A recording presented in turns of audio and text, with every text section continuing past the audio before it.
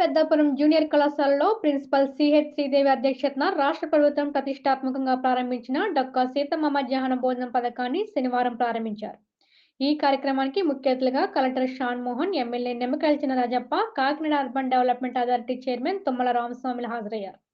ఈ సందర్భంగా కలెక్టర్ షాన్ మోహన్ మాట్లాడుతూ రాష్ట్ర ప్రభుత్వం గతంలో 10వ తరగతి విద్యార్థులకు మాత్రమే మధ్యాహ్న భోజన పథకాన్ని నిర్వహించేదని, నేడు జూనియర్ కళాశాల విద్యార్థుల సౌకర్యార్థం డొక్కా సీతమ్మ భోజన పథకాన్ని వీరికి వర్తింపచేసిందని ఆయన తెలిపారు. రాష్ట్ర ప్రభుత్వం విద్యార్థులకు అందిస్తున్న అన్ని వసతులను వినియోగించుకుని సన్మార్గంలో నడుస్తూ ఉన్నత శిఖరాన్ని అధిరోహించాలన్నారు. చెడు వ్యసనాలకు పాల్పడితే కఠిన చర్యలు తప్పవని హెచ్చరించారు. ఈ కార్యక్రమంలో మండల విద్యాశాఖ అధికారి పి పుల్లయ్య, సామలకోట టీడీపీ పట్టణ అధ్యక్షులు అడబాల కుమారస్వామి, పెద్దాపురం మాజీ మున్సిపల్ చైర్పర్సన్ రాజా సూర్బాబురాజు, సామలకోట మాజీ municipal vice chairperson Ravichandra Prasad, Janasena పట్టణ అధ్యక్షులు సరోజ వాసు, కూటమి నాయకులు, ఇతర అధికారులు పాల్గొన్నారు. ముఖ్యమైన స్టెప్ ఏంటంటే పిల్లల న్యూట్రిషన్, అంటే వాళ్ళకి సంబంధించిన ఆహార అలవాట్లు మెరుగుపరచడంలో భాగంగా స్కూల్కి ఎంతైతే ప్రాధాన్యం ఇస్తాం అలానే కాలేజ్ ఎడ్యుకేషన్లో కూడా, అంటే ఇంటర్మీడియట్ ఎడ్యుకేషన్లో కూడా అంతే ప్రాధాన్యం ఇవ్వాలి. మధ్యాహ్నం పూట భోజనానికి వెళ్ళి అటునుంచి అంటే పన్నులకు వెళ్ళే స్టూడెంట్స్ చాలామంది, ఐ థింక్ ప్రిన్సిపల్ ఆల్సో విన్నాం. సో ఈ ముఖ్య ఉద్దేశం ఏంటంటే పొద్దునంతా అటెండ్ అవుతారు, మధ్యాహ్నం భోజనానికి వెళ్తాం, అటు నుంచి అటు పనులు చేసుకోవడానికి వెళ్ళిపోతున్నాం. సో నేను లాస్ట్ ఒక 1 month బ్యాక్ ఏదో రివ్యూ చేస్తే దారుణమైన రిజల్ట్స్ యాక్చువల్లీ మనకి ఇంటర్మీడియట్ ఎడ్యుకేషన్లో, ఎస్పెషల్లీ మన జిల్లాలో. మరి ఆ ఎగ్జామ్ ఒకటి ఎలా ఉండిందో లేకపోతే అన్ని ఎగ్జామ్స్ ఎలా ఉన్నాయో నాకు తెలియాలి. ఇంకా నెక్స్ట్ మంత్ మళ్ళీ నేను పిలుస్తాను. క్వార్టర్లీ టెస్ట్ చూసినప్పుడు one of the worst districts in the entire state. General ఏమనుకుంటాం మనం, ట్రైబల్స్ ఉంటారు కాబట్టి అల్లూరు సీతారామరాజు జిల్లానో లేకపోతే ఇంకోటి ఏదో మన్యమో ఇలాంటి అనుకుంటాం. Worst district in the entire state is Kakinada when it comes to results. So at least ఆ ఫార్మేటివ్ ఎగ్జామ్, ఆ క్వార్టర్లీ ఎగ్జామ్లో. సో అతి ముఖ్యమైన కారణం నాకు చెప్పింది ఏంటంటే స్టూడెంట్స్ రావట్లేదు, వచ్చిన తర్వాత మార్నింగ్ అటెండెన్స్ వేసిన తర్వాత మధ్యాహ్నం కూడా వెళ్ళిపోతున్నారు. సో వాళ్ళు ఏం చేస్తున్నారు, వాళ్ళ పరిస్థితి ఏంటి అవన్నీ అలాంటి పరిస్థితులు ప్రతి స్కూల్లోనూ ఉంటాయి, ప్రతి కాలేజ్లోనూ ఉంటాయి. కాబట్టి ఈ మధ్యాహ్న భోజనం పథకం స్టార్ట్ చేయడానికి అతి ముఖ్యమైన ఉద్దేశం ఏంటంటే అలాంటి పిల్లలకు స్కూల్లో అదే కాలేజ్లో ఉంచడానికి మధ్యాహ్నం ఒక పౌష్టికమైన ఆహారం ఇవ్వడంతో అట్లీస్ట్ వాళ్ళు ఇంకొక 4-5 గంటలు నెక్స్ట్ అంటే 9 గంటలకు స్టార్ట్ అయితే కాలేజ్ 5 గంటల దాకా, ఇంకేదైనా చదువుకున్నట్టు 5-5:30 దాకా కాలేజ్లో ఉండాలి. టీచర్స్ పర్యవేక్షణలో వాళ్ళు చదవాలి, పర్సంటేజ్లు బాగా రావాలి, తర్వాత ఎమ్మెల్యే గారు అన్నట్లు కొంత ఉన్నత విద్యకి వెళ్ళగలగాలి. సో ఆ ఉద్దేశంలో అతి ముఖ్యమైన స్టెప్ తీసుకోవడం జరిగింది ఇవాళ ఈ మధ్యాహ్న భోజన పథకం కాలేజీలు కూడా ఎక్స్టెండ్ చేయడం. ఈ కార్యక్రమం చైర్పర్సన్ గారు చెప్పినట్టు డొక్కా సీతమ్మ మధ్యాహ్న భోజన పథకాన్ని పెట్టడం కూటమి ప్రభుత్వానికి ముందుగా ప్రత్యేక అభినందనలు, కృతజ్ఞతలు తెలియజేసుకుంటూ, మరి గత ప్రభుత్వంలో ఏ పథకం పెట్టినా మరి వారి తండ్రి గారి పేరు అతని పేరు పెట్టుకుని వారి ఇంట్లో సొమ్ము కింద సొంత పేర్లు పెట్టుకుని పథకాలన్నింటికీ కూడా నడపడం, ఆ పథకాల్లో కూడా ఆ డబ్బుని దుర్వినియోగం చేయటం.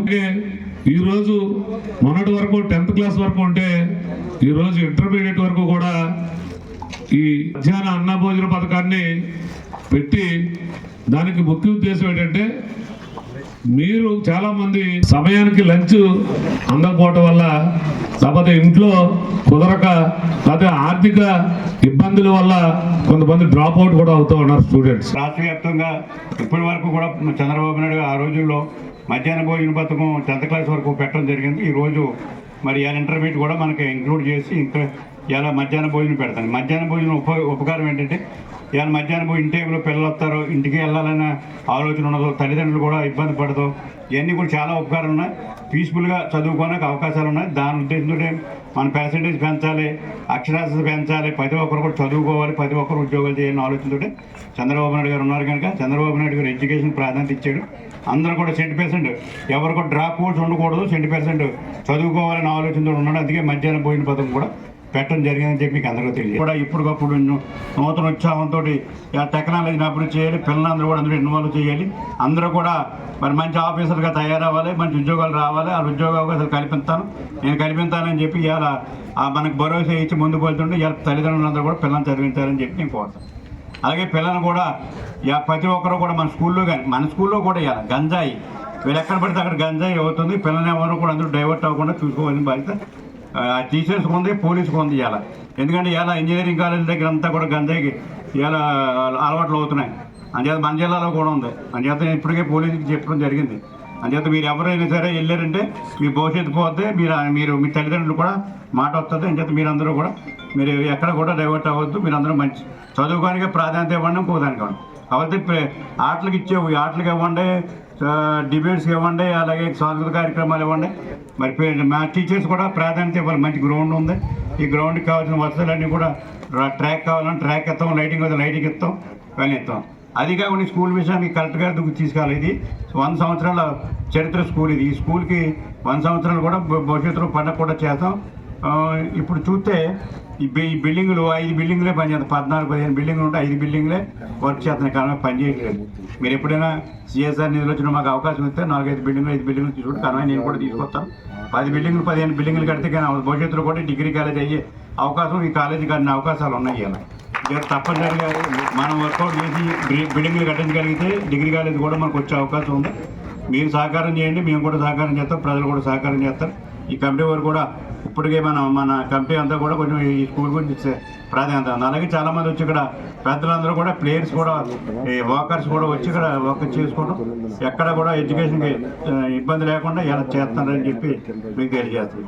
అలాగే మా నియోజకవర్గానికి వచ్చినప్పటికి మీ సహకారం చాలా సహకారం ఉంది. మీరు ఇప్పటికే మాకు ఎప్పుడు కూడా మా నియోజకవర్గాన్ని అభివృద్ధికి అన్ని విధాలా సహకారం చేస్తాను, భవిష్యత్తులో కూడా సహకారం చేయాలి. ఎందుకంటే మాది ఒకటే ధ్యేయం, ఏ నియోజకవర్గం అభివృద్ధి అయినంత అంత అభివృద్ధి మా నియోజకవర్గం చేయాలని చెప్పి డిసైడ్